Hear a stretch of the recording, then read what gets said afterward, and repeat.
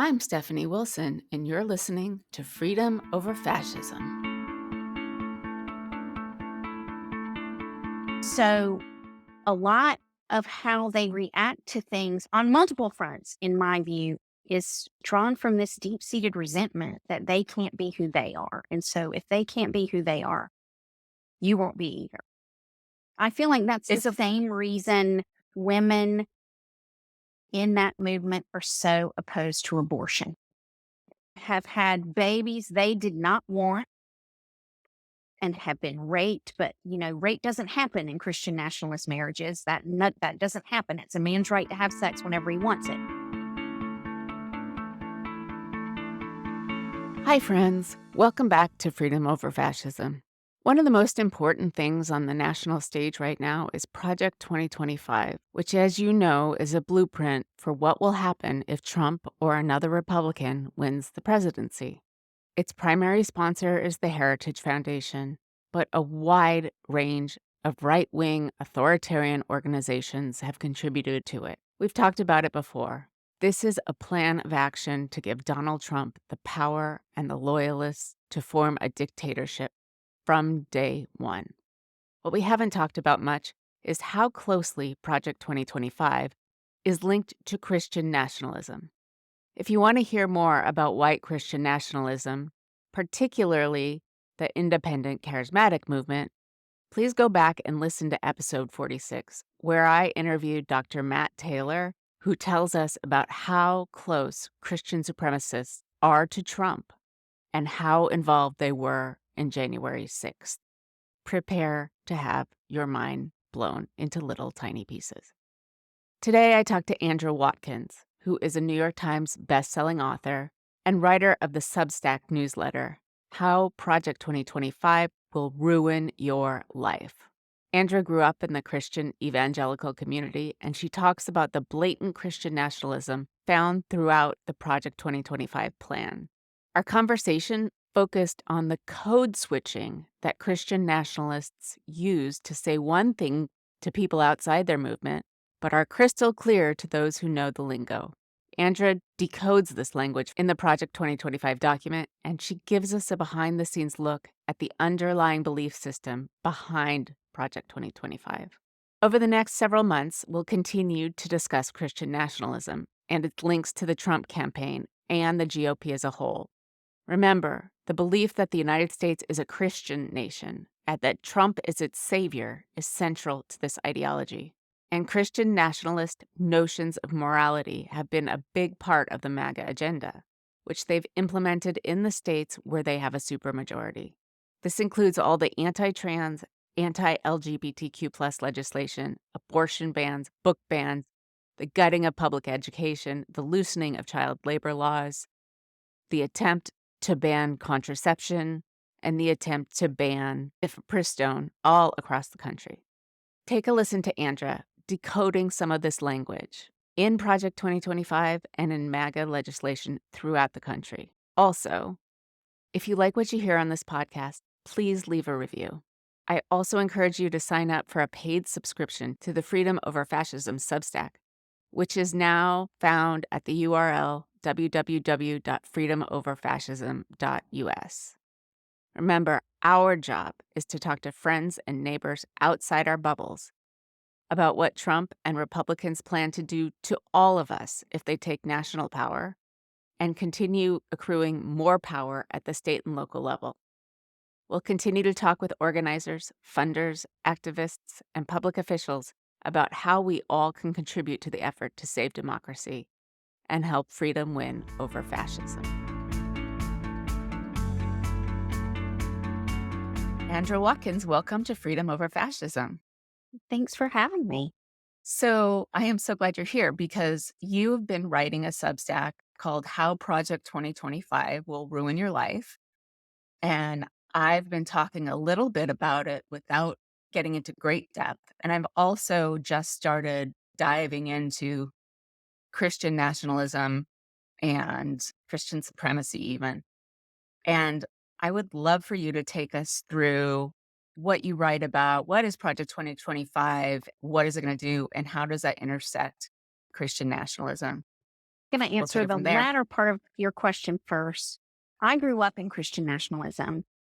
For 13 years, I attended a church school that was affiliated with one of the founding churches of the moral majority movement, which was Jerry Falwell Sr.'s movement in the late 70s, early 80s. And so I was indoctrinated in Christian nationalism. A lot of the things they say now are things that I was hearing when I was 8 in a pew in South Carolina, where I grew up. I deprogrammed all of that. It took about 20 years in therapy and lots of mistakes. And then I started hearing about this thing called Project 2025. And last September, I picked it up and started reading it. It is 920 pages long, more or less. It took me a while. It's not designed to be read. It's designed to discourage reading, to discourage a deep dive. But I became more and more and more alarmed as I saw the mainstream media start talking about it compared to what I was reading in it. Because I would read a paragraph and be like, these are Bible verses they're quoting that I learned when I was a kid. They don't have the verse reference, but this is Bible language. And why isn't anybody talking about that? You know, and so the more I read it, the more I decided this is a Christo-Fascist manifesto for transforming the United States into a theocracy based on Christian nationalism. That's how I talk about it. So in my Substack, I dissect little bits of it and we jump around between parts. I don't go through it in order because some people are more interested in the culture things. Some people are more interested in economic things and tax laws. So I try to jump around weekly and give people different flavors of what's in it, but always with the eye toward what their Christo-Fascist goal is for controlling us and transforming the country into this Christian nation they insist we are. A couple weeks ago, I had on a scholar of New Apostolic Reformation Christians and independent charismatic Christian. And he was talking about a lot of symbolism that's really aimed at an evangelical or charismatic Christian audience, but that kind of goes above the head of a lot of other folks. So, do you think that's part of it? Well, in Christian nationalism, and all of those groups are part of that, you're taught that you live in the world, but you're not supposed to be of the world. That's a little bit of evangelicalese for your listeners. That's the language that I say they speak. And so I learned that language as a child. So you're supposed to be in the world, but not of the world. So you can't dress like everybody else. You can't go to the same places everybody else does. You can't talk like everybody else. So you have this unique language that you speak where things don't mean to you what they would mean to me because I know that language. So taking Project 2025 apart that way, and I even do that with news headlines. So there are multiple examples in the media every day of times where these Christian nationalist politicians say things that mean something different to you than they mean to them. I started out my Substack talking about pornography because on the 13th page of Project 2025, they say pornographers should be jailed. All pornography should be outlawed. People who sell it need to go to jail. People who consume it need to be punished. Any educators who consume pornography or give it to children need to be registered sex offenders. It was a very strong paragraph that literally no one has talked about. And I started pointing out to people, most liberals would speed bump over that and go, well, Pornhub is bad, I guess, or they might come after my Pornhub or my dirty pictures online or whatever. But that's not even remotely what they're talking about. Everything is pornography to them.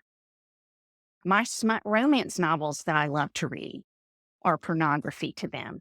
Yeah, I mean, most art is pornography to them. You know, a nude painting is pornography. We've had a school in Florida take out pictures of Michelangelo's David because, he's a naked statue and that's pornography. But they go so much further than that. Right. No arts education whatsoever when I was a child because it was all pornography and naked people and perversion. And so you can't learn about it. So they would go much further in what they call pornography and locking people up for it than most reasonable people would. But if you don't know that, a statement like that would just speed bump right along and you'd go on with your day. Well, I think we're seeing more of it when, some of these library wars are happening with the Moms for Hitler coming in and telling libraries what they can't have on the shelf and calling what we would call sex ed books pornography and even, animated characters if they're naked pornography. I always thought when I would hear about Christians talking about pornography that, wow, they're really focused on pornography. It doesn't seem to be a huge problem with the rest of the world, but they're really damn focused on pornography. But hearing you say it means everything, more or less. Well, Actually, it they makes would more sense. create a society where most of us are pornographers. I've written a novel with a sex scene in it. They would consider that to be pornography. Sex between people who aren't married, physical contact between people who aren't married. Mike Johnson's on the record calling homosexuality pornography.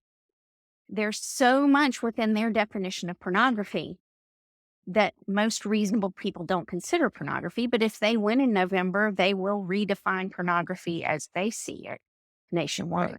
Right. And you get back to the Comstock Act, and then Mhm. everything gets there. Mhm. Wow.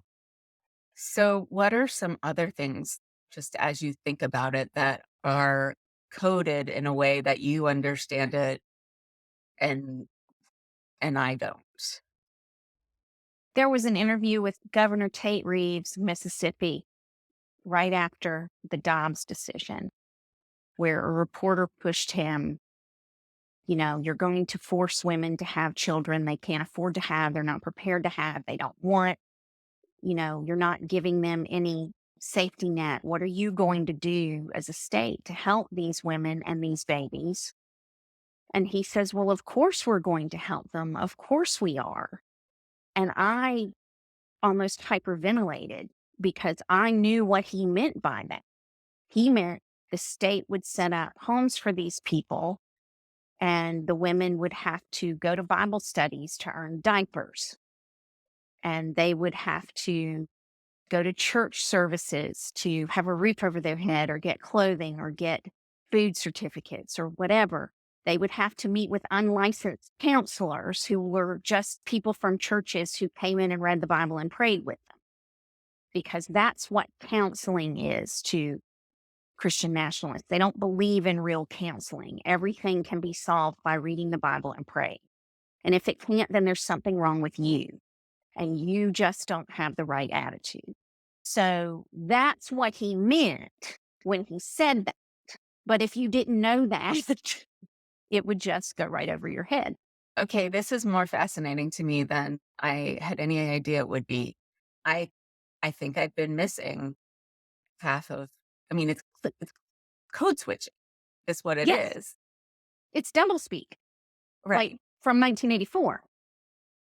So much of Ex- 1984 is coming true. I can't even believe it. But so, okay, let's talk about this code switching. What else do we need to know?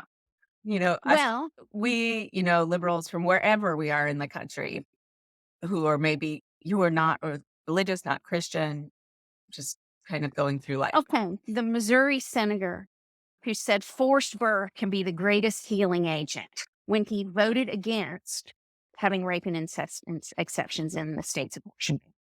Forced birth can be the greatest healing agent. And liberals lost their minds. What a cruel thing to say.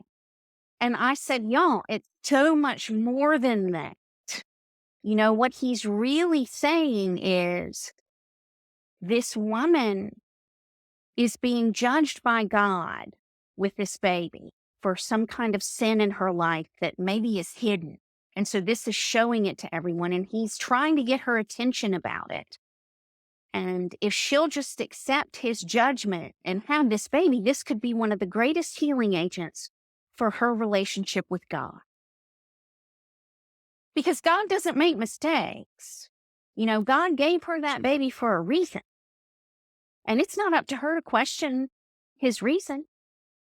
And besides, there are consequences if she was, this is just a consequence that God's giving her, and she should accept it because God knows best. That's what he's saying when he says forced birth can be the greatest healing agent. So it's even more infuriating when you know what he means.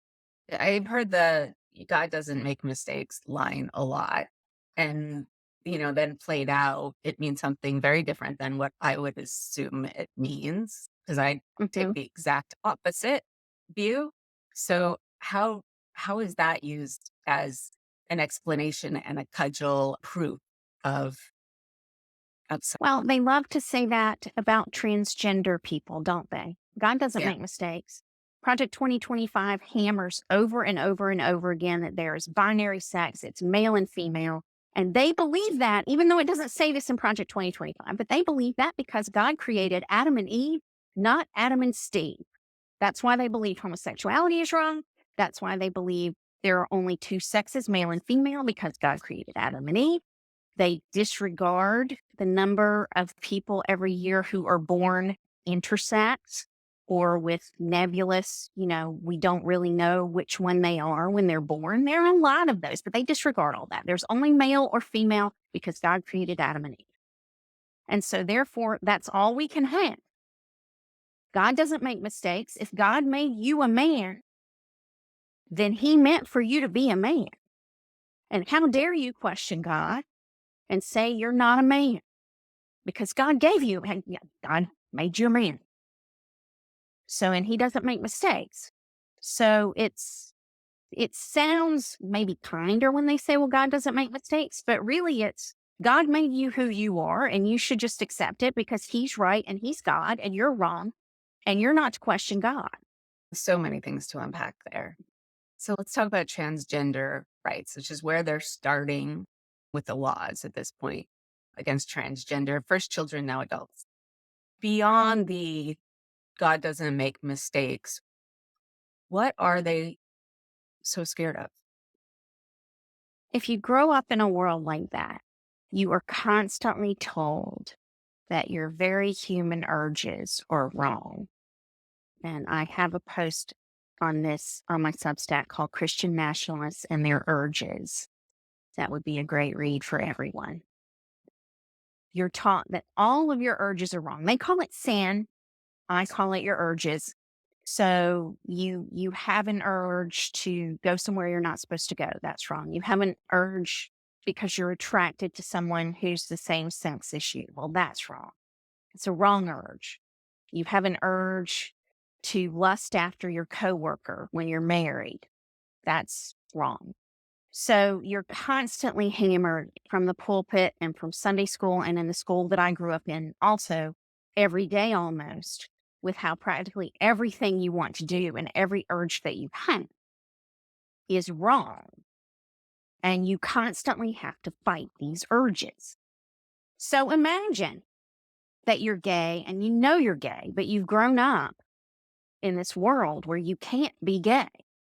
You can't say that. It's wrong. It's a wrong urge. You weren't born that way. You chose to be that way, and it's the wrong urge. And you have to deny that urge. But you see people out in society marrying one another when they're gay and being happy and having productive lives. And how dare they? How dare they hold hands in front of you on the sidewalk when you can't do that? How dare they be able to get married and have health insurance and the same rights as you have with your wife, even though you don't want to be married to her because you're not attracted to her, but you have to be because, your urges are wrong. So a lot of how they react to things on multiple fronts, in my view, is drawn from this deep-seated resentment that they can't be who they are. And so if they can't be who they are, you won't be either. I feel like that's the same reason women in that movement are so opposed to abortion. because So they so can't many have of one? them have had babies they did not want and have been raped. But rape doesn't happen in Christian nationalist marriages. That doesn't happen. It's a man's right to have sex whenever he wants it. So if the woman doesn't want it, too bad. Right. Doesn't they don't believe rape happens. So I don't know how many women in that world have had babies they didn't want, and then they see other women getting to make different choices, and how resentful and how envious and how angry, and those are big emotions Right. that we don't even acknowledge, that are there, that are driving this. I'm going to make sure that you can't have choices because I don't have them. S- That's That's striking. And it also striking, I guess it's interwoven with control and power, which ultimately leads to if I can't have an abortion, you can't either. If I can't be attracted to my best friend, you can't either. But then it goes from that to this Project 2025 manifesto that includes all areas of life where they exert control over everybody and everything. Is that a straight line, or is it all based in the controlling need of the leaders, men of these religions and communities to control the people around them, or am I missing something? Nationalists are taught, and I was taught this when I was a child. It's part of the indoctrination. Christian nationalists are taught that the Bible is God's law. The Bible is God's perfect law. And so any law that man writes that conflicts with God's law, even though you can read the same verse and 20 people can say it says 20 different things or means 20 different things, that doesn't matter to them. What it means to them is the truth. Right. If you disagree with them, you're just delusional. So even though you can read the same verse. Right. So they believe that any law that man passes that conflicts with their interpretation of God's law is a wrong law. And they are charged by God to change those laws to make them equal to their interpretation of God's law. We've seen that play out with abortion. They believe abortion is murder. They believe the Bible says that. It doesn't, but they believe it does.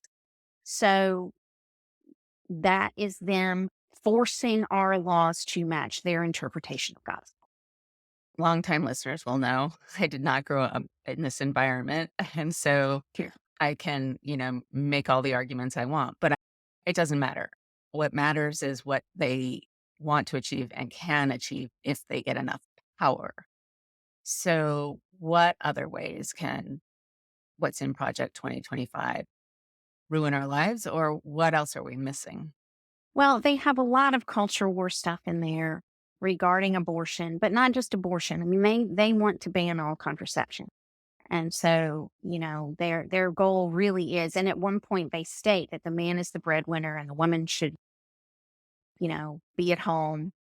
And that's their worldview. The woman should be at home having babies. And if women want to do that, that's great. I'm not condemning that. But that is their worldview, and the man should be the breadwinner. They want to do away with not just no fault divorce. That's where they're starting. They do away with all Divorce entirely. divorce because marriage in the Christian nationalist movement is a covenant, a holy covenant between God, the man, and the unrelated woman. There is no same-sex marriage. There is no divorce. There is no, oops, I made a mistake. There is no, he's abusive. If he's abusive, it's because you're not being the right kind of wife for him. And you need to work on your attitude and be the good Christian wife that he needs. So no fault divorce is where they're starting, but that's not where they'll end it if they gain control. What else is not what it appears, or where they're starting, but not where they ultimately want to go? I have written all this week about education because I believe from what I've read that their goal is to turn all education in the United States into Christian nationalist religious indoctrination. And they use the term any lawful education purpose so much in the education section that states ought to be able to use money from the federal government to put toward education for any lawful education purpose. They can define it any way they want to, but we see how that's starting to play out in a state like Florida or in states where they've taken taxpayer dollars and let people send their kids to Christian school and pay for it with vouchers. Texas's whole voucher program that Governor Abbott is fighting for so hard is that.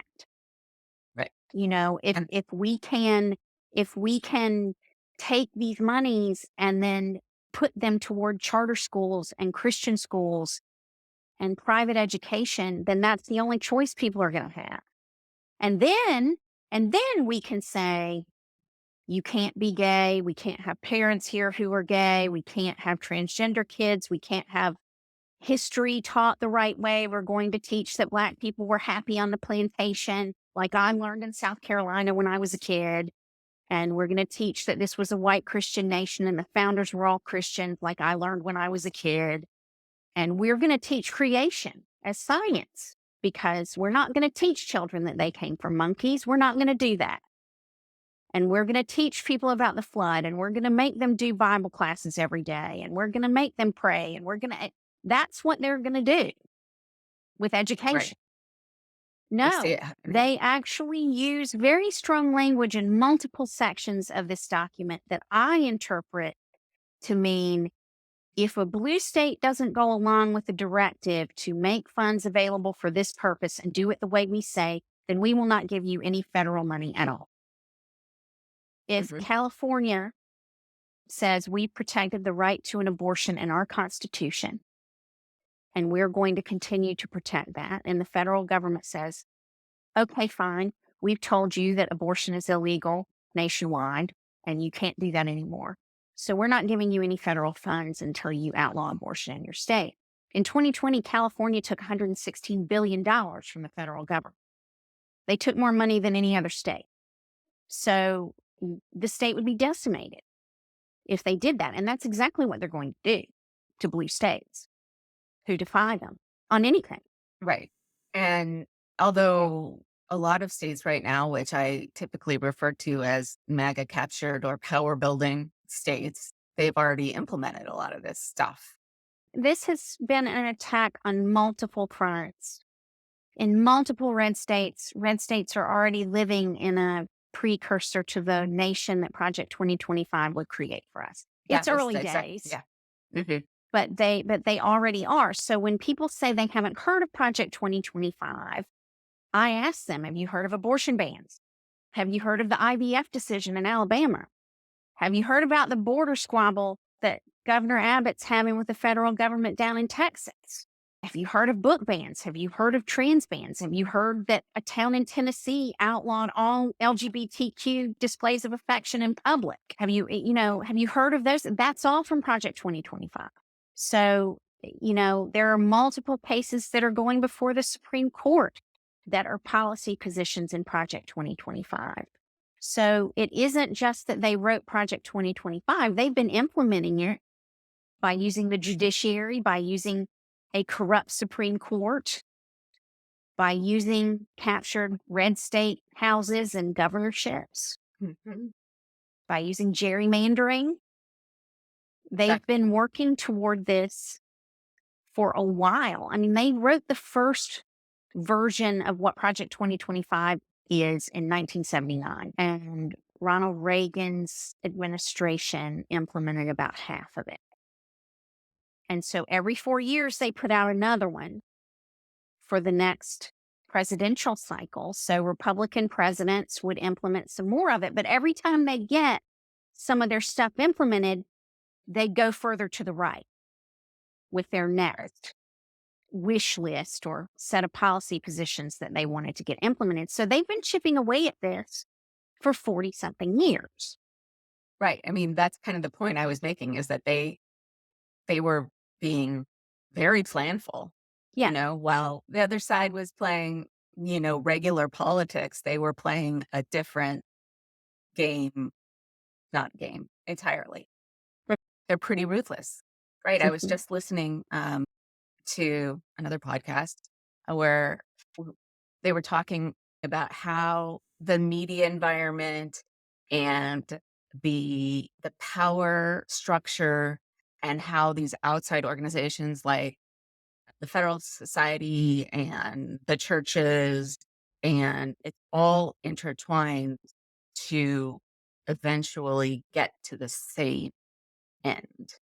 And it's less transactional than to say San Alito is taking money from A. Leonard Leo. And it's more about the fact that the Federalist Society created these people and got them into the judiciary in the first place. And Mhm. now that investment paying off. Mhm. Where the transactional kind of stuff is kind of just cherry on the top. But that was really insightful. I've said this to several people, and I'll say it to you. You're outside of this community, so this will probably surprise you. But Sam Alito thinks Mike Johnson is going to hell because his faith is wrong. Sam Alito is a devout Catholic. He's Opus Dei. Catholicism is the truth. Only Catholics are going to heaven. Mike Johnson is a Baptist from Louisiana, and he believes Sam Alito is going to hell. I mean, growing up, my pastor constantly hammered Catholics. They were all going to hell. They were the worst. They believed the wrong faith. Their faith was wrong. So, yes, they've worked together for all this time. But if they ever gain power, it's going to be like the Shia Muslims and the Sunni Muslims fighting over whose faith is going to be the one true faith. Right. And that's nothing new in Christianity by a No, long shot. no, they've made this alliance for their own purposes to gain power. But then once they gain power, they're going to fight over who's going to have the real power. So, and whose Exactly. faith's going to be the truth. I grew up in a very evangelical area of Southern California. And I can't tell you how many times my friends told me that I was going to hell. And I'm like, I'm 16. They're like, no, you're not Christian. Sorry, you're done. Yeah, no, and that's another way they talk. It's they're taught. I mean, I was taught to talk to people that way, and to shun people who weren't, because they might tempt me to be worldly, and then in that world, being worldly was not being well traveled. It was not being cosmopolitan. It was being sinful and perverse. That's what being Right. worldly was. It was an Right. insult. So we've gone through a couple of things here, and you told us a little bit about the coded language. If you're talking to our listeners who are activists, many of whom are in red states, what would you say that they can do to fight this or help people understand it or even just raise the awareness For they're trying to activists in achieve? red states, I believe understanding how much of Project 2025 is already being implemented in their states and being able to point to concrete things instead of talking about this nebulous policy document. Because Project 2025 is a policy document. It's very wonkish. It's very difficult to read. But they also have a secret tactical document that they have not published online. And we can see what's in it by what they do and what they go after. So there are, I think, 484 anti-LGBTQ laws being proposed right now. They're at some stage of proposal or in process in the United States. And you can go on the ACLU's website and see where they are. And so if you're an activist and you're in one of these states, you can use that information within those communities to say, this is Project 2025 in action. The wording of some of these bills is even the same words that they use in Project 2025 to talk about these things. So that's one tool that they could use to talk about that. The IVF decision in Alabama was really a gift if Democrats and Democrat activists know how to use it because they do intend to ban IVF. They do believe and state over and over and over again in Project 2025 that life begins at fertilization, and they are going to protect life from fertilization to natural death. So if you live in a state that allows death with dignity, they're coming after that too. I mean, they want people, and people are embryos in petri dishes to them, and they're going to save all of them. So that a judge was willing to put that out there and cause so much outrage should be a wake-up call that more of these people feel that way. If they win, they will outlaw it nationwide, and nobody will be able to get IVF treatment for infertility. And that's by design, because IVF has allowed women to delay childbirth. IVF has allowed women to get educations and get master's degrees and PhDs and study to be doctors. And, it's allowed women those opportunities and that flexibility, and they don't want that for women. So removing that option means you either have to decide, I'm going to have a baby when I'm younger because I have a better chance, or maybe I won't have one at all. They're also coming after single parents and same-sex parents. They believe marriage is between one man and one unrelated woman, and that is it. They do not believe, and they state in Project 2025 that boyfriends living in the home, unmarried people living together with children, same-sex partners, they cite some bonker study that it's all just abuse to the children, blah, blah, blah. They want to force people to stay together when they don't want to be together, when they're unhappy. They want to force women to be with men. The whole Washington Post op-ed that was written was several months ago that caused so much outrage about Gen Z girls who were too picky and didn't want to be with these racist, horrible Gen Z boys.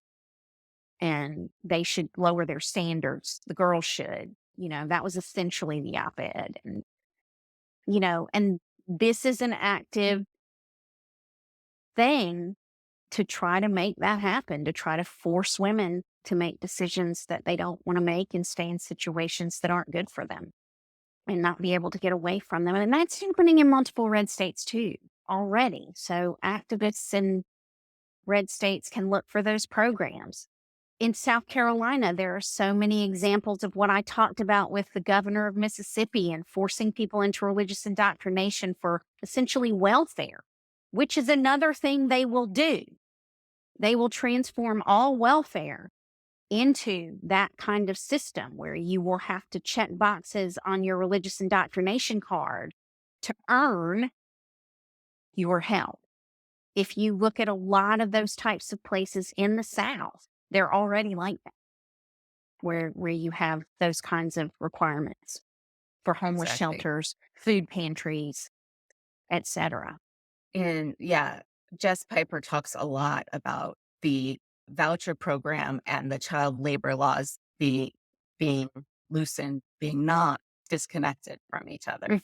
If we're going to decimate public education, then those kids should be working unless they're going to get the education we want them. Well, and that's another attitude that they have.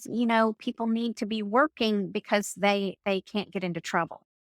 They can't give in to their urges when they're working. They're occupied. Okay.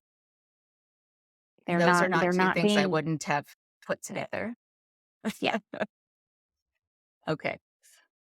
Wow. Well, thank you so much, Andra, for opening my eyes. And now I think that my conversations might be better and different.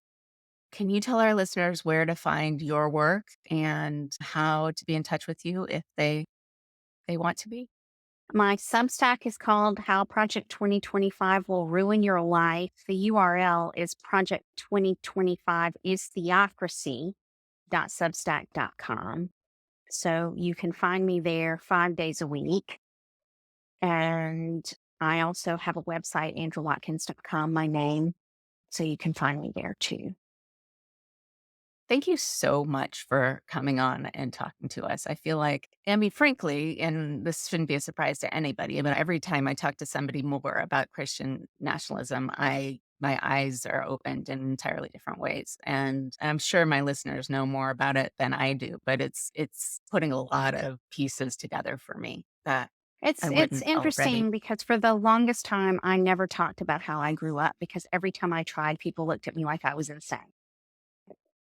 And so it's interesting that at this moment, I can go back to all that and pull so much from it and help so many people.